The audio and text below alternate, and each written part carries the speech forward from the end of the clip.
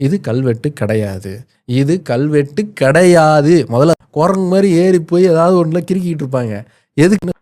அனைவருக்கும் வணக்கம். நாம இன்னைக்கு பார்க்க போற டாபிக் வந்து இந்த எகிப்துல ஒரு கல்வெட்டுன்னு சொல்லக்கூடாது. ஏன்னா கல்வெட்டுன்னு சொன்னா வந்து நிறைய பேருக்கு அது கோவம் வந்துருது. பிளஸ் வந்து பார்த்தீங்கன்னா, நம்மள வந்து முட்டாள் மாரி வந்து சித்தரிக்க ஆரம்பிக்கிறாங்க. அதுவும் பிக் பேங் போகனுக்குலாம் வந்து ரொம்ப ரொம்ப கோவப்பட்டுருவாப்புல. கோவப்பட்டு அப்புறம் நமக்கு ஒரு வீடியோ போடுவாப்புல.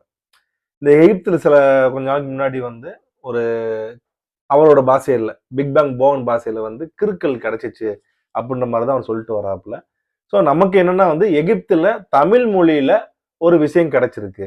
நம்ம கல்வெட்டுன்னு சொல்ல வேணாம், கிறுக்கல்னு சொல்ல வேணாம், எதுவுமே சொல்ல வேணாம். நம்ம காமனாவே பேசிக்குவோம். நம்ம இதை பத்தி ஒரு வீடியோவும் போட்டோம் நம்ம. சிகை கொற்றன்னா யாரு? கொற்றன்றது வந்து சங்க இலக்கியத்தை எப்படி அழைக்கப்பட்டிருக்கு எல்லாத்தையும் சொல்லிட்டோம். பட் ஆனா வந்து இந்த விஷயத்த பாரி அவர்கள் வந்து ஒரு வீடியோவா போடுறாப்புல. அதை வந்து அவர் இன்ஸ்கிரிப்ஷன் இது வந்து ஒரு புடைப்பு சிற்பம் அப்படின்னு சொல்லி அவர் அந்த நம்ம கூட வந்து தம்ப்நெயில் வச்சிருப்போம். அந்த விஷயத்தை பார்த்து அவரும் வந்து ஒரு விஷயம் வந்து எக்ஸ்பிளனேஷன் கொடுக்குறாப்புல. நிறைய இது மட்டும் கிடையாதுங்க, நிறைய கல்வெட்டுலாம் கிடைச்சிருக்கு அப்படின்னு சொல்லி அவர் பேசுறாப்புல. ஸோ அப்படி பேசுறப்ப என்ன ஆகுதுன்னா, பிக் பேங் போன்றவர் வந்து ஒரு வீடியோ போடுறாப்புல. அவர் வீடியோல என்ன சொல்றாருன்னா வந்து இது வந்து ஒரு கிறுக்கல், இது கிராஃபிட்டி, இது ஒரு கிறுக்கல். இந்த கிறுக்கல் வந்து தமிழ்நாட்டுல இருந்து ஒருத்தவங்க போயிருக்காப்புல, அங்க வந்து இதா இருந்திருக்கு அப்படின்னு சொல்லி அவர் ஒரு வீடியோ போடுறாப்புல. அந்த வீடியோல போயிட்டு கீழே கமெண்ட்ஸ்ல எல்லாருமே வந்து சொல்றாங்க, நீ எப்படி வந்து தமிழ்ல வந்து ஒரு கிறுக்கல் கல்வெட்டை வந்து நீ எப்படி கிறுக்கல்னு சொன்ன நீ? உனக்கு வந்து பார்த்தீங்கன்னா வன்மவாதி, நீ வந்து தமிழனா அப்படி இப்படின்னு சொல்லி வந்து வழக்கமா வந்து பார்த்தீங்கன்னா இந்த மாதிரி கொஞ்சம் தமிழ் மீது பற்று அதிகமா இருக்கிறவங்க வந்து தங்களுடைய வந்து கோவத்தை வந்து பார்த்தீங்கன்னா போய் அதை கொட்டிடுறாங்க. அதை பார்த்துட்டு இவர் என்ன பண்றாருன்னா திருப்பி வந்து ஒரு வீடியோ போடுறாரு. என்ன வீடியோ போடுறாருன்னா, இது வந்து ஐ எம் சாரி பாரி அப்படின்னு சொல்லி பாரி அவர்களை வந்து இமிட்டேட் பண்ற மாதிரியும், அவரை வந்து பாத்தீங்கன்னா தவறான தகவலை வந்து வழங்குற மாதிரியும், இவர் வந்து பாத்தீங்கன்னா எக்ஸாக்டா பெர்ஃபெக்டா ஒரு தியரட்டிக்கலா என்ன விஷயமோ பிராக்டிக்கலா என்ன விஷயமோ அதை போடுற மாதிரியும் வந்து அவர் பேசியிருக்காப்புல.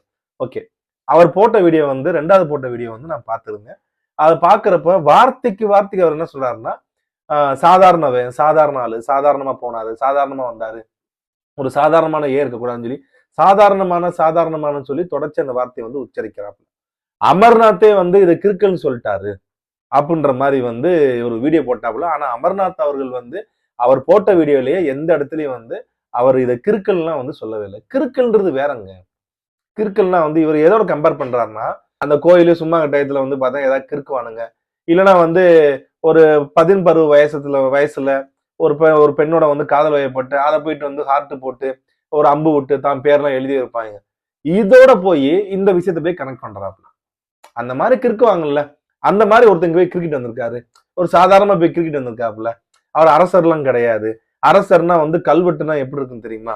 அது எப்படிலாம் வந்து சொல்லணுமா தெரியுமான்னு சொல்லி அவர் வந்து நிறைய கிளாஸ் எடுக்கிறாப்புல. ஃபர்ஸ்ட் ஒரு இன்ஸ்கிரிப்ஷன்ன்றது வந்து என்ன? புடைப்பு சிற்பம் என்பது வேற. புடைப்பு சிற்பம் என்றது ஒரு பாறையை வந்து பாத்தீங்கன்னா அப்படியே சுத்தி வந்து கொஞ்சம் கொஞ்சமா வந்து அதை தேய்த்து தேய்த்து அதுல வந்து ஒரு உருவத்தையோ அதுல வந்து சில எழுத்துக்களையோ வந்து பாத்தீங்கன்னா கொண்டு வர்றதுதான் வந்து அது புடைப்பு சிற்பமா வந்து கொண்டு வரும். இன்ஸ்கிரிப்ஷன் எப்படின்னா வந்து ஒரு கல்லை வந்து பாத்தீங்கன்னா வந்து ஒரு கல் இருக்கும், அந்த கல்லை வந்து ஒரு உளியை வைத்து வெட்டி வெட்டி வெட்டி வெட்டி அந்த எழுத்து வடிவத்தை வந்து பாத்தீங்கன்னா கொண்டு வந்து கொடுப்பாங்க. இதுதான் வந்து இன்ஸ்கிரிப்ஷன். இந்த இன்ஸ்கிரிப்ஷனுக்கு வந்து முன்னோடியே இருக்கிறதுனா இந்த பாறையில வந்து பாத்தீங்கன்னா எழுதக்கூடிய வழக்கம். பாறையில வந்து பாத்தீங்கன்னா ஒரு கல் எடுத்து அதை கீறி அதை வந்து பாத்தீங்கன்னா வந்து கொண்டு வருவாங்க. அதன் பின்பு வந்து பாத்தீங்கன்னா அது ஒரு உளியை வைத்து வந்து பாத்தீங்கன்னா கொண்டு வர ஆரம்பிச்சாங்க. இதுதான் வந்து இன்ஸ்கிரிப்ஷனோட அந்த கடந்த பாறை. ஒரு இன்ஸ்கிரிப்ஷன் கல்வெட்டு இல்ல அப்படின்னு சொல்லி ரொம்ப வந்து மனசு போட்டு ஆத்திக்காப்லயே எடுத்தோடனே வந்து இன்ஸ்கிரிப்ஷன் வந்து வந்துடாது. எடுத்தோடனே வந்து ஆதி தமிழ் வந்து உடனே ஒரு உளியை எடுத்து ஒரு கல்ல வந்து பாத்தீங்கன்னா எழுத்தை வந்து செதுக்கிறாங்க கொண்டு வரல. ஃபர்ஸ்ட் வந்து பாத்தீங்கன்னா அப்ப இருந்த ஒரு ஒண்ணும் கிடையாது, ஒரு 2000 வருடத்துக்கு முன்பாக மதுரையில் கிடைத்த ஒரு சமணர் படுகையில ஒரு ஆசாரி வந்து பாத்தீங்கன்னா அது எழுதுறாப்புல, அத அந்த அந்த பெட் செஞ்சு கொடுக்குறாப்புல, செஞ்சு கொடுத்துட்டு இதை செஞ்ச தன்னோட பேரை வந்து பாத்தீங்கன்னா அதுல வந்து எழுதுறாப்புல. அவர் ஒரு ஆசாரி தான், அதுல வந்து பாத்தீங்கன்னா எழுதுறாப்புல. எப்படி எழுதுறாப்புல? உளியை வச்சு எழுதல அவரு. அவர் கல்லால வந்து பாத்தீங்கன்னா வந்து அதை எழுதுறாப்புல. கல்லால வந்து எழுதிட்டு வரல. கிறுக்கல்னா இவர் சொல்றாங்கல்ல கிறுக்கல், இது கிறுக்கலுங்க அப்படின்னு சொல்றாங்க. கிறுக்கல்னா என்னன்னா சும்மா வந்து பாத்தீங்கன்னா ஒரு ஆதி பழங்குடியினர், அதாவது குகையில வாழ்ந்த மனிதர்கள் வந்து தான் பார்த்த விஷயத்த வந்து வரைவாங்க, ஒரு மாதிரி கிறுக்கிடுவாங்க. தான் மைண்ட்ல மூளையில ஓடுன விஷயத்த வந்து அதை கிறுக்கிடுவாங்க. அதுதான் கிறுக்கல் டிராயிங்ஸ். அது கூட வந்து பாத்தீங்கன்னா வேல்யூபிளான ஒரு திங் அது. அதை கூட நம்ம கிறுக்கல்னு சொல்ல முடியாது. அன்னைக்கு இருந்த அவனுக்கு இருந்த அறிவால வந்து எழுத்தறிவு, அதுதான் ஃபர்ஸ்ட் எழுத்தறிவு. அவங்க வந்து என்ன பண்றாங்கன்னா வந்து ஒரு மானை பார்த்து ஒரு மான் வேட்டையாடுற மாதிரி இருக்கும். அந்த வேட்டையாடுறத வந்து பாத்தீங்கன்னா அந்த இதை வரைஞ்சு வைப்பாங்க. இல்ல 4 பேர் சேர்ந்து வந்து ஒரு யானையை வந்து சாய்க்கிற மாதிரி இருக்கும். அதை வந்து படிச்சு வைப்பாங்க. இதுதான் முதல் வடிவம். அடுத்து வந்து எழுத்து வடிவம் வந்து எப்படி உருவாகுதுன்னா சித்திரை எழுத்துன்னு சொல்லுவாங்க. இவர் கூட வந்து அதோட இதுல வந்து சுவர் எழுத்துன்னு சொல்லுவாப்புல. சுவர் எழுத்தும் கிடையாது, சோத்துல போய் எழுதும் கிடையாது, சித்திரை எழுத்துன்னு சொல்லுவாங்க. அதுக்கு பேரு ஒரு சித்திரமா, அதாவது ஒரு மனுஷன் வந்து இருக்கான்னா ஒரு மனுஷனை வரைகிறது. ஒரு மனுஷன் வந்து பாத்தீங்கன்னா அடுத்து வந்து ஒரு அம்பு வந்து பாத்தீங்கன்னா ஒரு அம்பு, இப்ப நம்ம அம்புன்னு சொல்றோம், ஆனா வந்து பாத்தீங்கன்னா அம்பை வரைஞ்சு வைப்பான் அவன். அடுத்து ஒரு வேல்கம்புன்னு சொல்லுவோம், இவ்வளவு பெரிய எழுத்துக்கள் வரும், அவன் வந்து ஒரு வேல்கம்பா வச்சிருப்பான். ஒரு நாய் அப்படின்னு சொல்லுவோம், ஒரு மனிதனும் நாயும் வந்தார்கள் அப்படின்றத ஒரு மனுஷன் வர்ற மாதிரியும் ஒரு நாயோடு வர மாதிரியும் அவன் வரைஞ்சு வைப்பான். இதுதான் முதல் சித்திரை வடிவத்துல வந்து பாத்தீங்கன்னா அந்த எழுத்து வருது. சித்திரமா அடிவாங்க அப்படியே எல்லாத்தையுமே. அதன் பின்பு வந்து பாத்தீங்கன்னா கொஞ்சம் கொஞ்சமாக அந்த சித்திரங்கள் வந்து எழுத்தா வந்து உருமாறுது. அப்படி அது வந்து சித்திரத்திலையும் அதை வந்து கொஞ்சம் ஷார்ட் ஆகுவாங்க. அப்படி ஒரு மனுஷன்னா வந்து மனுஷனை வந்து வரைவாங்கல்ல, அது மனுஷனுக்கு ஒரு கோடும் 2 நேரம் ஒரு கோடு, மேல வந்து ஒரு கோடு, மேல வந்து பார்த்தா ஒரு தலை, அப்படி மாற ஆரம்பிக்குது. அதுக்கப்புறம் வந்து பாத்தீங்கன்னா அது உருமாறி மனிதன்ற பேர்லயும் இல்ல ஒரு உயிரினத்தோட பேரையும் வந்து பாத்தீங்கன்னா மாறி மாறி அது வந்து வருது, பரிணாமம் அடையுது. சோ ஒரு எடுத்தோன்னே எழுத்துன்றத வந்து எடுத்தோன்னே தமிழி அப்படின்னு சொல்லி வந்து ஆதித்தமிழ் கண்டுபிடிச்சாருன்னா கிடையாது. ஆரம்பத்துல இருந்து அந்த சித்திரை எழுத்துக்கள் தான் வந்து கொஞ்சமா வருது. ஈவன் சிந்து சமவெளி நாகரிகமும் வந்து பாத்தீங்கன்னா ஒரு சித்திரை எழுத்து அப்படின்னு தான் சொல்லுவாங்க. இதெல்லாம் படிங்க போகன். நீங்க எடுத்தோன்னே வந்து பாத்தீங்கன்னா வந்து கல்வெட்டு இல்ல அப்படின்னா, கல்வெட்டு என்பது கல்லில் வெட்டி கொடுப்பது, அது கல்வெட்டு. பட் அதுக்கு முன்னோடியா இருக்கிறது எல்லாமே வந்து பாத்தீங்கன்னா இந்த மாதிரி விஷயங்கள் தான். சோ இதுதான் வந்து இன்ஸ்கிரிப்ஷன் வந்து கடந்து வர பாதை. நீங்க இன்ஸ்கிரிப்ஷன் எப்படி உருவாச்சு, அதுக்கு வந்து முன்னோடி என்ன அப்படின்னு சொல்லி கேளுங்க. அமர்நாத் ஐயா பத்தி பேசுறீங்களே, அமர்நாத் ஐயா தான் வந்து அந்த கீழடி நாகரிகத்துல வந்து கிடைக்கப்பட்ட ஒரு பானை ஓட்டுல ஆதன்ற பேரை வந்து சும்மா கிறுக்கிட்டு போனார் அவரு. அதை கிறுக்குன்னு சொல்ல முடியுமா? எழுதினான் தானே சொல்றீங்க. அதை ஆதன்ற தன்னுடைய பேரை எழுதினான், ஏன்னா அது எழுத்து. கிறுக்கல் என்பதுக்கு வந்து பாத்தீங்கன்னா வந்து அதுக்கு வடிவமே கிடையாது, சும்மா வந்து கிறுக்கிட்டு போறது. அது அதை கொண்டு போயிட்டு வந்து நீங்க இதை கொண்டு வந்துட்டு கிறுக்கல் அப்படின்னு சொல்றது எந்த விதத்துல நியாயம்? நமக்கு வந்து உலகத்துல மொழி இல்லாத இப்ப இருக்க பேசுகின்ற மொழிகளையும் எழுதுகின்ற மொழியையும் எழுத்து வடிவம் பெறுவதற்கு முன்பாகவே, பேசுவதற்கு முன்பாகவே, இலக்கியம் உருவாவதற்கு முன்பாகவே நம்ம எழுத ஆரம்பிச்சோம், இலக்கியத்தையே கொண்டு வந்துட்டோம். ஏன்னா மொழி வந்து ஈஸியா வந்து பேசிடலாம், பட் எழுத்து வடிவம்ன்றது வந்து ரொம்ப கஷ்டம். சோ பேசுனதுக்கு அப்புறம் தான் வந்து எழுத்து வடிவத்தை கொண்டு வராங்க. அது முதல் சித்திரை எழுத்தா இருக்கு, அதுல இருந்து வந்து பார்த்தா கொஞ்சமா டிரான்ஸ்ஃபர் ஆகி அப்புறம் வட்டெழுத்தா மாறுது. வட்டெழுத்து வந்து பல்லவர் காலத்துல வந்து பாத்தீங்கன்னா சதுரமாக வந்து பாத்தீங்கன்னா மாற ஆரம்பிக்குது. ஸ்கொயர் ஷேப்ல வருது. இப்ப நம்ம எழுத மொத்தம் எழுத்து வடிவம் இது எல்லாமே பல்லவர்கள் கொடுத்த கொடை. அது வட்டமாக எழுதி கொண்டு வந்ததை வந்து அவங்க வந்து என்ன பண்றாங்கன்னா வந்து சதுரமாக வந்து மாற்றுறாங்க.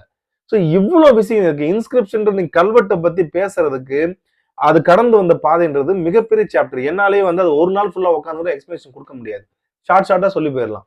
ஏன்னா சித்திரத்தெல்லாம் எப்படி இருக்கும், அதுல வந்து கா வடிவத்தை நம்ம எப்படி எடுத்துக்க முடியும், மா வடிவத்தை எப்படி எடுத்துக்க முடியும், ஆ வடிவத்தை எப்படி எடுத்துக்க முடியும் அப்படின்றதுக்கெல்லாம் வந்து பல ரிசர்ச் இருக்கு. அந்த ரிசர்ச் கூட வந்து பாத்தீங்கன்னா ஒவ்வொருத்தவங்களோட தியரி பேஸ் பண்ணி தான் வரும். இவரு இதை சொல்லியிருக்காரு, இந்த ஆய்வாரு இதை சொல்லியிருக்காங்க, இந்த ஆய்வாரு இது இப்படி சொல்லியிருக்காங்கன்னு சொல்லிதான் கன்க்ளூஷனே ஆகாம பொதுவாக இவங்க சொன்ன எல்லா தியரியையும் வந்து பாத்தீங்கன்னா பேஸ் பண்ணி ஒரு எழுத்து ஓகே இதுதான் அப்படின்னு சொல்லி ஒரு கன்க்ளூஷன் வருவாங்க. நீங்க இதை வெளியிட்ட வந்து அந்த 2 வெள்ளைக்காரங்களும் பாத்தீங்களா சொல்லிட்டாங்க கிராஃபைட்டின்னு சொல்லிட்டாங்க, அவங்களுக்கு கிராஃபைட்டி தாங்க சொல்லுவாங்க. ஏன்னா அவங்களுக்கு உண்டான எழுத்து வடிவம்லாம் என்னன்னு தெரியுமா அவங்களுக்கு? அவங்களை பொறுத்தளவுக்கு அது கிறுக்கல். அது ஏன்னா அவங்களுக்கு தெரியாது. தெரியாத விஷயத்த பாக்குறப்ப வந்து ஏதோ கிரிக்கெட் போயிருக்கான்னு தான் சொல்லுவாங்க. பட் அதுக்கு உண்டான எழுத்து வடிவம்ன்றது நம்ம சங்க இலக்கியத்திலே இருக்கு. சிகை கொற்றன், இந்த கொற்றன்ற வார்த்தையும் இந்த சிகைன்ற வார்த்தையும் சங்க இலக்கியமான அகநானூறுலயும் இருக்கு. எல்லா இதுலயும் வந்து கொற்றன்ற பேர் வந்துட்டே இருக்காங்க. கொற்றன்ற பேர் வந்து ரொம்ப ரொம்ப இம்பார்ட்டன்டான ஒரு பேர். அது இது இலக்கியத்துல இருக்கிறப்ப நம்ம எப்படி அதை பார்த்து கிறுக்கல்னு சொல்ல முடியும்? இல்ல கிறுக்கன் தான், போவன் சொல்லிட்டாரு அது கிறுக்கல் தான், அவர் சொல்லிட்டாரு இது கிறுக்கல் தான். அமர்நாத் அவர்கள் எந்த இடத்துலயும் அது கிறுக்கல்னு சொல்லவே இல்லை. ஏன் சொல்ல மாட்டாருன்னா அவர் சொல்லவும் மாட்டாருங்க. ஏன் சொல்ல மாட்டாருன்னா அது வந்து ஒரு எழுத்து வடிவம். எழுத்து வடிவத்தை இருப்பதை எப்படி கிறுக்கல்னு சொல்ல முடியும்? ஆதன்ற பேரு தெளிவாக எழுதப்பட்டிருக்கு அதுல. அதே எழுத்து வடிவம் எகிப்திலும் கிடைக்குது. நீங்க இதை எழுத்துன்றீங்க, ஆதன்ற எழுத்துன்றீங்க, அதை எப்படி நீங்க கிறுக்கல்னு சொல்லலாம்? ரெண்டாவது வந்து பாத்தீங்கன்னா அது வந்து அந்த டயத்துல எகிப்தியர்கள் வந்து ஆளவே இல்லை. எகிப்தியர் ஆளாட்டினாலும் அந்த இடத்துல இன்னொரு கிங்டம் இருந்துச்சு. அந்த காலகட்டத்துல வந்து மேசிடோனியா பேரரசும் பிளஸ் வந்து ரொமானிய பேரரசும் அந்த இடைப்பட்ட காலத்துலதான் வந்து இந்த எழுத்து வடிவம் கிடைச்ச மாதிரி வருது. ஓகே, கிரேக்க எம்பையரும் சரி, ரோம் எம்பையரும் சரி, 2 எம்பையருமே எகிப்து கேப்சர் பண்ணிட்டோன்னு அப்படியே விட்டு போயிருப்பாங்க அந்த பிரமிட் எல்லாத்தையுமே. இதெல்லாம் பாதுகாக்காம விட்டுருப்பாங்களா? அட்லீஸ்ட் இது ஒரு மியூசியமா இருந்திருக்காது. அட்லீஸ்ட் இது வந்து பாத்தீங்கன்னா ஒரு அரசு அலுவலகமா இருந்திருக்காது.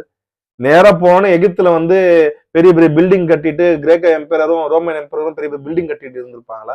ஆல்ரெடி இருக்க இடத்தை தான் வந்து அவங்க யூஸ் பண்ணிருப்பாங்க. ஏன் இது ஒரு ஆபீஸா யூஸ் பண்ணிருக்க மாட்டாங்களா? ஏன் இது ஒரு மியூசியமா? அன்னைக்கு அவங்க வந்து பாத்தீங்கன்னா இது இடிச்சு தள்ளி இருக்கலாம். இல்ல இவங்க ஒதுங்கி இருந்தாங்கன்னா வந்து அந்த பிரமிடு பிடிக்காதவங்களை வந்து பாத்தீங்கன்னா ஏதாவது உடைச்சிருக்கலாம், ஏதாவது சிதைச்சிருக்கலாம். பட் ஆனா வந்து அந்த இடத்துல அவங்களும் ஒரு ப்ரொடெக்ஷன் கொடுத்தனாலதான் வந்து நமக்கு இது கிடைக்குது இன்னைக்கு 2000 வருஷம் கழிச்சு. அப்ப ஒரு ஆபீஸா இருக்கும். சரி, அந்த மாதிரி ஒரு ஆபீஸா இருக்கிறப்பயோ இல்ல மியூசியமா இருக்கிறப்பயோ இப்ப பிரிட்டிஷ்ல வந்து பாத்தீங்கன்னா அங்க லண்டன் மியூசியம் இருக்கு. லண்டன் மியூசியம்ல போயிட்டு நான் இங்க இருக்கேன், நான் இங்க இருந்து லண்டன் மியூசியம் போறதுக்கு என்னால சாதாரணமா போக முடியும். ஒரு சாதாரண ஆளால போக முடியுமா? பாஸ்போர்ட் எடுக்கணும், டிக்கெட் போடணும், அதுக்கு வருமானம் வேணும், நாங்க போய் இறங்கணும். உள்ள போன மியூசியத்துல வந்து பாத்தீங்கன்னா இவர் சொல்ற மாதிரி குரங்கு மாதிரி ஏறி, வார்த்தையெல்லாம் பாருங்களேன், குரங்கு மாதிரி ஏறி கொண்டு எழுதுறாங்க பாத்தீங்களா அப்படின்ட்டு வந்து முன்னாடி என்ன சொல்றாரு, இவ்வளவு இடத்துல ஒரு தமிழ் எழுதியிருக்கான். அடுத்த வார்த்தை என்ன சொல்றாருன்னா வந்து இப்ப கூட இந்த குரங்கு மாதிரி ஏறிட்டு போய் எழுதுறாங்க பாத்தீங்களா அப்படின்றாங்க. அப்ப எதை ஒரு அன்னைக்கு இருந்த கொற்றனை வந்து எதை கம்பேர் பண்றாங்க பாருங்க. யாரோட கம்பேர் பண்றது? இப்ப இருக்கிற இந்த கஞ்சா குடிக்க போய் ஏறி போய் எழுதுறதும் அன்றைக்கு இங்க இருந்து கடல் கடந்து ஒரு வணிக குழுவாகவோ ஒரு சிற்றரசராகவோ இருந்து போன கொற்றனையும் எப்படி கம்பேர் பண்ணலாம்? இது வன்மத்தின் உச்சம் இல்லையா? அது சொல்லுங்க போகணும், இது வன்மத்தின் உச்சமா இல்லையா? சரி, அந்த இடத்துல மேல போய் ஏறி எழுதுற வரைக்கும் அங்க இருந்த வந்து ரோமானிய அதிகாரிகளோ இல்ல ரொமானியன் ஜெனரல்ஸோ இல்ல ரொமானியன் போர் வீரனோ ஏறப்ப வந்து பார்த்தா சும்மா இருந்திருப்பாங்களா பாத்துக்கிட்டு? சரிப்பா நீ எழுதுப்பா போப்பா கிறுக்குப்பா அப்படின்ட்டு. ஏன்னா இவங்க கூட இந்த எழுத்து வடிவம் தெரியாதுல்ல. ஏதோ கிறுக்குன்றப்ப வந்து பார்த்தா கையில இருந்து ஈட்டி எடுத்து குத்தி இருக்க மாட்டாங்களா? இறங்கடா, என்னடா போய் கிறுக்கிட்டு இருக்கு அப்படின்னு சொல்லி சொல்லுங்க. அனுமதியோட தானே அது எழுதப்பட்டிருக்கு. இப்படிப்பட்ட வந்து பாத்தீங்கன்னா ஒரு கலை சிற்பம் இருக்கு. இதே மாதிரி எங்க ஊர்லயும் இருக்குங்க. நாங்களும் வந்து பாத்தீங்கன்னா நிறைய இடத்துல இந்த மாதிரி கலை சிற்பம் இருக்கு. நாங்க நாகரிகம் அடைந்தவர்கள். பரவாயில்ல, இங்கேயும் வந்து ஒரு நாகரிகம் இருந்திருக்கு, ஒரு எகிப்திய நாகரிகம், பண்டைய நாகரிகம். எங்களுக்கு இவங்களுக்கு வந்து பார்த்தா கடல் வாணிகம் நிறைய இருந்திருக்கு. எங்களோட முன்னோர்கள் சொல்லப்பட்டிருக்காங்க, எங்க இலக்கியத்தை சொல்லப்பட்டிருக்காங்கன்னு சொல்லிட்டு இந்த இடத்த நான் பார்த்தேன்றது வந்து இங்க இருக்க மக்களுக்கும் தெரியும். அடுத்து வந்து யாராவது வந்து பார்த்தாங்க கூட வந்து இது தெரியணும் அப்படின்னு சொல்லிதான் வந்து அவர் சிகை கொற்றன்னு சொல்லி வந்து எழுதுறாப்புல. அந்த டிராயிங்ஸ்ல போய் எழுதுறாப்புல, பதிவு பண்றாப்புல. நான் இங்க வந்திருக்கேன்னு பதிவு பண்றாப்புல. கொற்றன்றது சாதாரண ஆள் நீங்க எப்படி சொல்ல முடியும்? ஒரு சாதாரண ஆள் வந்து இன்னைக்கே போக முடியுமா? எகிப்துக்கு வந்து போக முடியுமா? அந்த காலகட்டத்துக்கு போனவங்க யாரா இருக்க முடியும்? 500 படைன்னு ஒண்ணு இருந்திருக்கு, 300 படைன்னு சொல்லி வணிக குழு இருந்திருக்கு. இந்த வணிக குழு எல்லாம் போறப்ப வந்து பாத்தீங்கன்னா அந்த வணிக குழுவுக்கு ப்ரொடக்ஷன் பண்றதுக்காக இங்க சோழ நாட்டில இருந்தும் பாண்டி நாட்டில இருந்தும் சில குறிப்பிட்ட வணிக குழுவுக்கு வந்து பாத்தீங்கன்னா தலைவர்களாக சிற்றரசர்களும் தளபதியிலும் இருந்திருக்காங்க. சோ அவங்களால இருக்க முடியும். கொற்றன் என்பதுடைய வேர் சொல்லே வந்து வெற்றியை கொடுப்பவனாம். கொற்றையோட மைந்தனாக கூட வந்து பாத்தீங்கன்னா இருந்திருக்கலாம், ஒரு சிற்றரசன் இருக்கலாம். ஏன் நான் சொன்ன மாதிரி வந்து பாத்தீங்கன்னா கொற்றம் பூதி அப்படின்னு சொல்லி ஒரு இருக்குவெளி மன்னரே இருந்திருக்காப்புல. அவருக்கும் இந்த கொற்றன்ற பட்டம் வந்து வழங்கப்பட்டிருக்கு. சோ அப்படி இருக்கிறப்ப வந்து சாதாரண ஆளு நீங்க திருப்பி திருப்பி நீங்க என்ன நிறுவ பாக்குறீங்க? நீங்க பாரிய குறை சொல்றீங்கல்ல, இவர் இப்படிலாம் நிறுவ பாக்குறாரு. நீங்க என்ன நிறுவ பாக்குறீங்கன்னா இது ஒரு கிறுக்கலு, போனவன் ஒரு சாதாரணவன், ஏதோ கிரிக்கெட் வந்துட்டான், அதை வந்து பாத்தீங்கன்னா வந்து நீங்க பெருமைப்படக்கூடாது, ஏதோ கிரிக்கெட் வந்துட்டான் அதை நீங்க வந்து கடந்து போங்க அப்படின்னு மாதிரி சொல்றது இது எந்த விதத்துல நியாயம்? இது நியாயமான வாதமா? கொஞ்சம் சிந்திச்சு பார்க்கணும்ல. ஏன்னா சிகை கொற்றன்றது வந்து பாத்தீங்கன்னா ஒரு முக்கியமான நபரா தான் இருந்திருக்காப்புல. முக்கியமான நபரா இருந்தனாலதான் இங்கிருந்து போயிருக்காப்புல. பாண்டி நாட்டுல வந்து ரோமானியர்கள் வந்து இங்க வந்து இருந்திருக்காங்க. ரோமானிய பேரரசுல பாண்டியர்களும் போய் அங்க போய் இருந்திருக்காங்க, ரெப்ரசன்டேட்டிவா இருந்திருக்காங்க, வணிகம் செஞ்சிருக்காங்க, முத்து வணிகம் செஞ்சிருக்காங்க, தங்கத்தை வணிகம் செய்திருக்கார்கள். அதெல்லாம் வந்து பண்றது யார் பண்ணிருப்பாங்க? மிகப்பெரிய ஒரு ஒரு இன்னைக்கு இருக்க அம்பானி மாதிரியோ அதானி மாதிரியோ டாடா மாதிரியோ ஆளுகள் தான் வந்து அந்த அந்த காலத்தை அதை பண்ணிருக்க முடியும். அப்ப அவர் சாதாரண ஆள் சொல்லிட முடியுமா அவங்கள?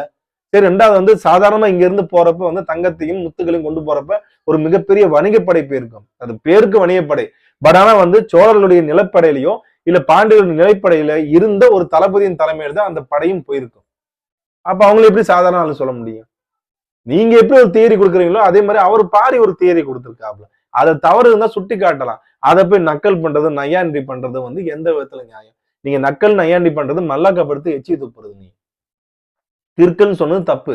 நீங்க அதை குரங்கோட வந்து கொட்டனை ஒப்பிட்டதும் தப்பு. அதே மாதிரி இப்ப வந்து பாத்தீங்கன்னா இந்த லவ்வர்ஸ் கிறுக்கிறத வந்து பாத்தீங்கன்னா அந்த கிறுக்கலை கொண்டு போய் சொல்றதும் தப்பு, தவறு, தவறு, தவறு. போகன் நீங்க வந்து பாத்தீங்கன்னா உங்க போக்க திருத்திக்கோங்க. நன்றி, வணக்கம்.